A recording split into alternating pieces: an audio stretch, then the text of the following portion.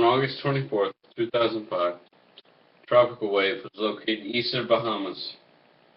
Quickly intensifying, the storm made its first landfall over southern Florida, moving over Cuba, and finally along the Gulf Coast region. Today I would like to discuss Hurricane Katrina, its formation and impact regions, detailed accounts of life during the storm, and finally the aftermath that ensued across the Louisiana region.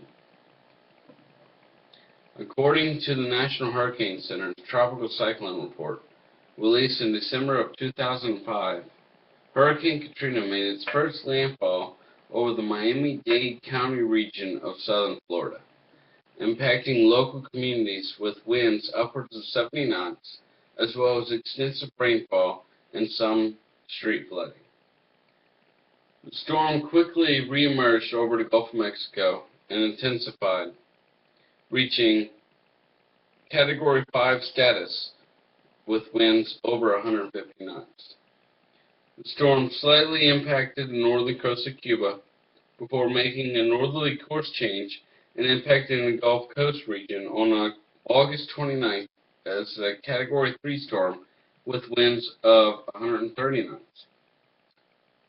Its actual landfall point is very interesting because it came on the eastern side of New Orleans and along the Louisiana-Mississippi border. Its effects, though, were evident from central Louisiana to the Florida Panhandle. In fact, some weather stations on the ground reported hurricane-force winds, which are winds over 74 knots, evident 90 miles from the center of the storm, and tropical storm-force winds 34 knots or more, 200 miles from the center.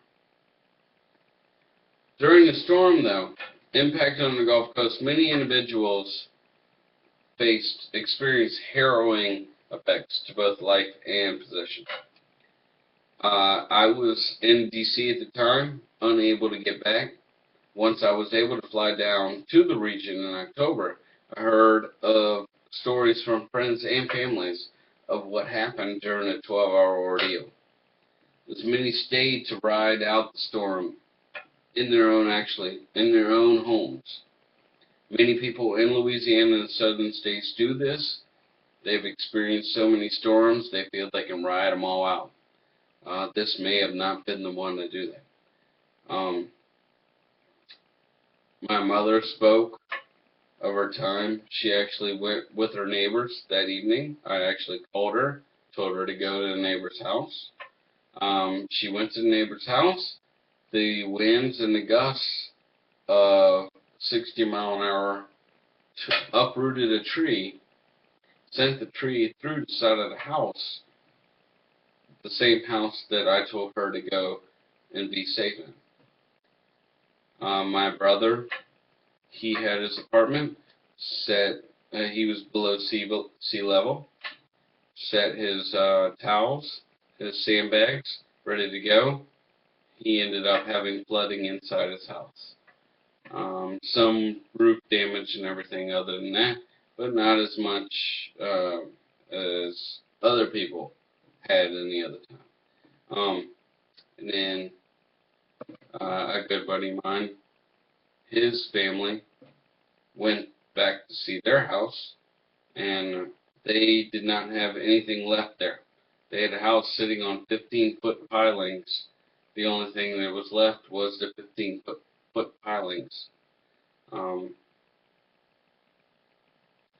They actually had a house to the left and a house to the right.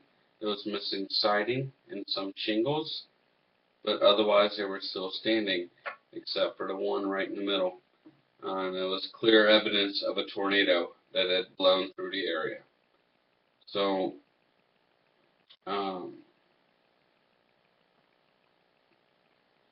all the people in the region, they prepared to rebuild. The one bad thing about the whole thing was the Gulf Coast region didn't have any power.